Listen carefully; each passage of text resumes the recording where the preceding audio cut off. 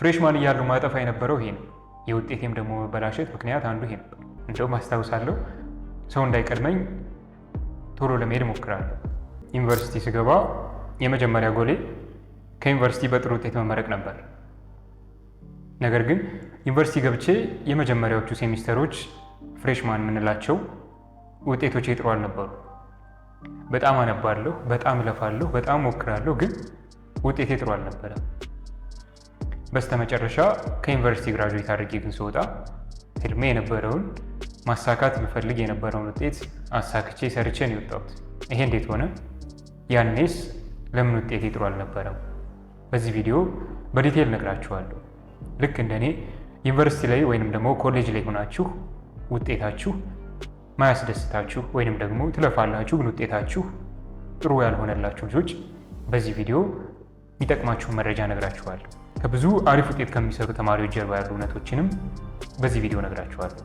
እኔ ካለኝ ኤክስፔሪየንስ ለእኔ የጠቀሙኝን ለእናንተም ይጠቅሟችኋል ብዬ ማስባቸውን 8 ነጥቦች በዚህ ቪዲዮ ነግራችኋለሁ።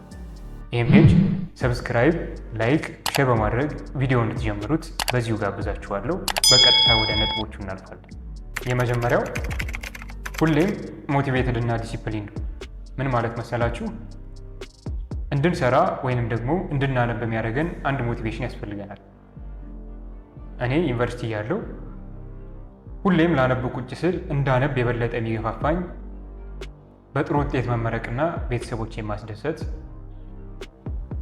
ይሄ በጣም እንዳነብ እንድለፋ የሚገፋፋኝ ሞቲቬሽን ነው።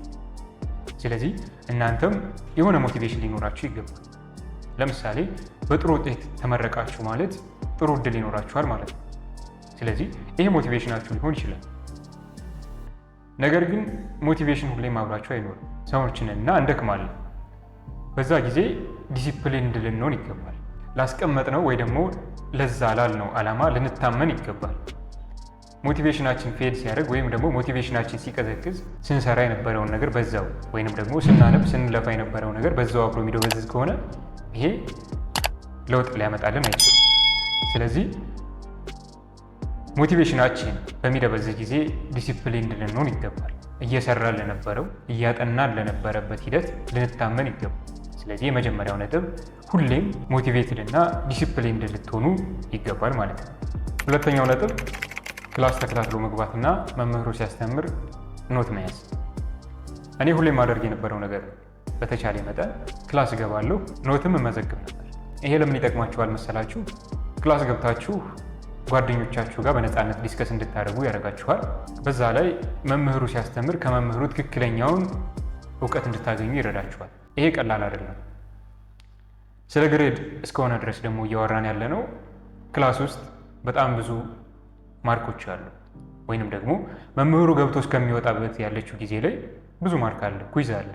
ክላስ ዲስከሽን ሰጠዋችሁ ማርክ ሊይዙ ይችላሉ። እዛው ፈትኗችሁ ማርክ ሊይዙ ይችላሉ።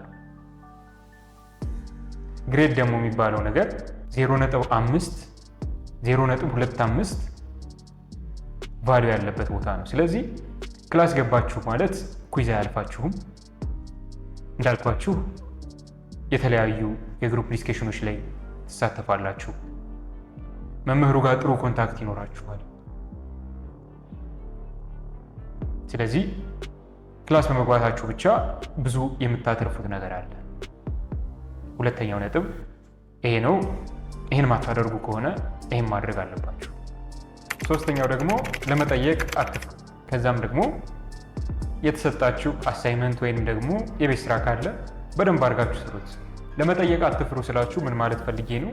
ብዙ ጊዜ ማስተውለው አንድ ነገር አለ። መምህሩ አስተምሮ ይወጣል። ይግባንም አይግባንም ዝም ብለን እንተዋለን።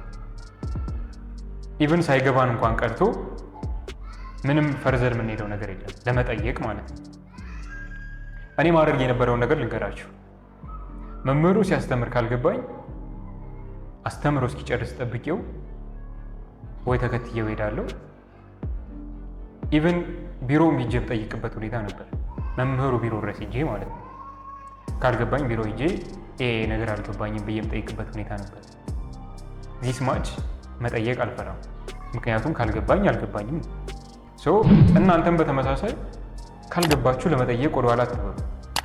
መምህሩ ሊሆን ይችላል፣ ጓደኞቻችሁ ሊሆን ይችላል። ብቻ ይረዳኛል ብላችሁ የምታስቡትን ሰው ከመጠየቅ ወደ ኋላ አትሉ። ሂዱ ጠይቁት።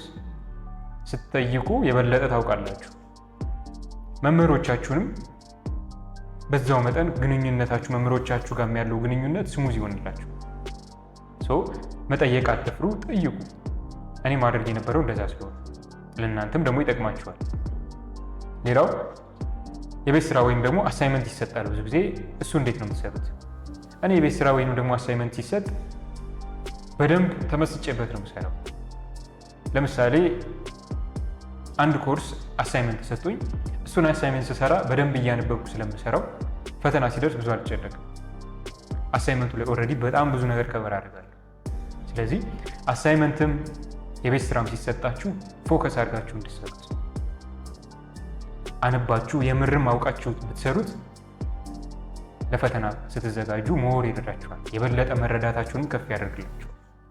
ስለዚህ ይህንም ነጥብ ከግምት ውስጥ አስገቡ። አራተኛው ስታነቡ ብሬክ ያስፈልጋችኋል። ወይንም ደግሞ ወጣችሁ ጭንቅላታችሁን አሳርፋችሁ መግባት ያስፈልጋል። ፍሬሽማን እያሉ ማጠፋ የነበረው ይሄ ነው። የውጤቴም ደግሞ መበላሸት ምክንያት አንዱ ይሄ ነበር። ቁጭ ካልኩ አልነሳ፣ ታይም ማባከን ይመስለኝ ነበር። ወጥቼ ስመለስ ታይም ማባከን ወይም ደግሞ ሰዓቴን እያባከንኩ ይመስለኝ ነበር። በጣም ረጅም ሰዓት ቁጭ ብዬ አነባለሁ፣ ግን እንደዛ አይደለም። ጭንቅላታችሁ መያዝ የሚችለው መጠን አለ። ከዛ ወጣችሁ ረፍት አድርጋችሁ ልትገቡ ይገባል። ፍሬሽማን እኔ ሳጠፋ የነበረው ይህንን ነው። ረጅም ሰዓት ተቀምጬ አነባለሁ፣ ረጅም ሰዓት ያለምንም እረፍት ማለት ነው። ግን እንደዛ አይደለም። በምታነቡ ጊዜ እረፍት ያስፈልጋችኋል። እውነታው ይሄ ነው። ወጣችሁ ወክ አድርጋችሁ መግባት ሊሆን ይችላል። ወጣችሁ የሆነ ሰምቲንግ አዳምጣችሁ መግባት ሊሆን ይችላል። ብቻ ጭንቅላታችሁ እረፍት ይፈልጋል። አትሊስት በየ30 ደቂቃው የሆነ እረፍት ይፈልጋል። የ5 ደቂቃ እረፍት ይፈልጋል። ስለዚህ ይሄን ማድረግም እንዳትረሱ። አምስተኛ የታወቀ የማንበቢያ ቦታ ሊኖራችሁ ይገባል። ምን ማለት ነው ይሄ? ሁሌ እየሄዳችሁ የምታነቡበት ላይብራሪ ሊሆን ይችላል፣ ዶርም ሊሆን ይችላል። አንድ ቦታ ግን ሊኖራችሁ ይገባል። ለምሳሌ ላይብራሪ እኔ ሁሌ የማነብበት አንድ ቦታ ነበር። እንደውም አስታውሳለሁ፣ ሰው እንዳይቀድመኝ ቶሎ ለመሄድ እሞክራለሁ። ይሄም አደርገው በየቀኑ ኤሪያ ላለመቀያየር ወይም ደግሞ ማነብበትን ቦታ ላለመቀያየር። ይሄ ለምን ይረዳችኋል መሰላችሁ? ፎከስ እንድታረጉ ይረዳችኋል። ለምሳሌ አንድ ቦታ ላይ ከሆነ ሁሌም ተቀምጣችሁ የምታነቡት ብዙ የሚረብሻችሁ ነገር አይኖርም። ጭንቅላታችሁ ኦልሬዲ የሚያውቀው እሱም ቦታ ነው። ስለዚህ ኮንሰንትሬት አድርጋችሁ ንባባችሁ ላይ ብቻ እንድታተኩሩ ይረዳችኋል ማለት ነው። የታወቀ ሁሌም የምታነቡበት አንድ ቦታ ሊኖር ይገባል። ዶርም ስትገቡ ሊሆን ይችላል፣ ላይብራሪ ሊሆን ይችላል፣ ግን አንድ ቦታ ሊኖር ይገባል። ይሄ ፎከስ እንድታደርጉ የበለጠ ስለሚያግዛችሁ ማለት ነው። ስድስተኛ ሁሌም በተቻለ መጠን ኦርጋናይዝድ እና ፕላነር ሁኑ። ዩኒቨርሲቲ ወይም ደግሞ ኮሌጅ ስንሆን በጣም ብዙ ስራዎች ይኖሩናል። ወይም ደግሞ ክላስ አለ፣ አሳይመንት አለ፣ ፕሮጀክቶች ይኖራሉ ምናምን፣ ብዙ ቢዚ እንሆናለን። በዛም ውስጥ ግን ሆነን ፕላን ሊኖረን ይገባል። ኦርጋናይዝድ ልኖር ይገባል። ቀናችን ሙሉ ፕላን ያለው ሊሆን ይገባል። እንደዛ ካልሆነ ማጥኛ ጊዜ ይኖራል። ጠዋት ክላስ ይኖራል፣ ከሰዓት ክላስ ይኖራል፣ ማታ ይደክመናል፣ እንተኛለን። ስለዚህ ቁጭ ብላችሁ ለእናንተ የሚመች ለእናንተ የቀን ውሎ ፍሌክሲብል የሆነ ፕላን ልታወጡ ይገባል። ግቢ ያለው እኔ የምውልበት የራሴ የሆነ ፕላን አለኝ። ጠዋት ተነስቼ ከሚጀምረው ማታ አንብቤ ጨርሼ እስከምተኛበት ያለው የራሱ ፕላን አለኝ። ስለዚህ እናንተም ለእናንተ በሚመች መልኩ ፕላን ልታዘጋጁ ይገባል። ውሏችሁን እንዴት ነው የምትውሉት? እንደ አንድ የዩኒቨርሲቲ ተማሪ ውሏችሁ ምን ሊመስል ይችላል? የታወቀ ወይም ደግሞ እናንተ ልትኖሩት የምትችሉትን ፕላን ማዘጋጀት ይጠበቅባችኋል ማለት ነው። ይሄ በደንብ ፕሮዳክቲቭ እንድትሆኑ ያግዛችኋል። ሰባተኛው ሪዲንግ ራውቲን ወይንም ደግሞ ሳናቋርጥ እንዴት ነው ሁሌ ማንበብ የምንችለው? ይሄ በጣም ወሳኝ ነገር ነው። ዩኒቨርሲቲ ሆነን ፈተና 2 ሳምንት ከቀረው 2 ሳምንት ቀርቶታል፣ ስለዚህ አላነብም፣ በቃ ነገ አነባለሁ፣ በቃ በኋላ አነባለሁ። ቆይ አሁን ትንሽ ጓደኞቼ ጋር ትንሽ ታይም ላሳልፍና በኋላ አነባለሁ። በጣም ይሄ ቀላል ነገር ነው፣ ግን በጣም ዋጋ ያስከፍለናል።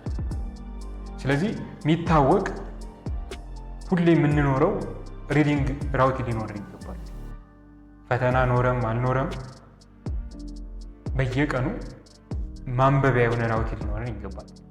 ለምሳሌ ማታ ከ2 ሰዓት እስከ 5 ሰዓት ሁሌ የምታነቡ ከሆነ ያ ሰዓት ማንበቢያችሁ ነው።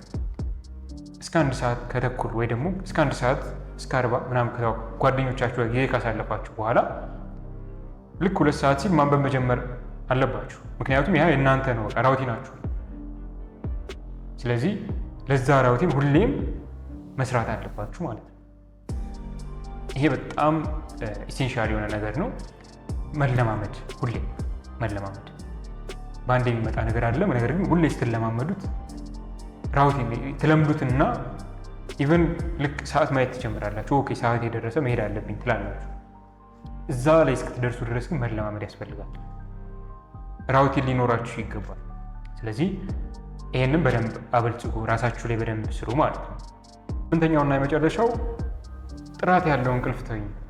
በቃ እረፍት አድርጉ። ኖት ኦንሊ በመተኛት ብቻ ላይሆን ይችላል፣ ግን እረፍት አድርጉ። ሁሌ 24 ሰዓት ስላነበባችሁ የሚሆን ነገር የለም። ፍሬሽማን እያለሁ እኔ የማደርገው እንደዛ ነበር። ጠዋት አነባለሁ፣ ክላስ ከሌላ አነባለሁ፣ ማታ አነባለሁ፣ ላነጋ እችላለሁ ሳነብ። እንደዛ ግን አይደለም። ውጤት በእንደዛ ይስተካከል። ጭንቅላታችን እረፍት ይፈልጋል። ስለዚህ ማረፍ መልመድ አለባችሁ። እኔ ለምሳሌ ዩኒቨርሲቲ ያለው ቀን 9 ሰዓት ጀምሬ እተኛለሁ እስከ 11 ሰዓት ምናምን ሁሌም እተኛለሁ። ነገ ፋይናል እንኳን ቢኖር እተኛለሁ፣ ምክንያቱም ማታ መምሸት ስላለብኝ ማለት ነው። እረፍቴ ጋር እንዳይጋጭብኝ ወይም ጭንቅላቴ ማረፍ ስላለብኝ። ስለዚህ ግልጽ የሆነ ሁሌ የማይዋዥቅ እረፍት ሊኖራችሁ ይገባል። ማረፍ ሲኖርባችሁ ታርፋላችሁ። ጭንቅላታችሁ የግድ እረፍት ስለሚያስፈልገው ማለት ነው። ይሄ በጣም አሪፍ ነገር ነው። ፕሮዳክቲቭ እንድትሆኑም ደግሞ ያደርጋችኋል። ውጤታችሁንም እንድታሳግሩ ይረዳችኋል። ስለዚህ አሪፍ የሆነ እረፍት ማግኘት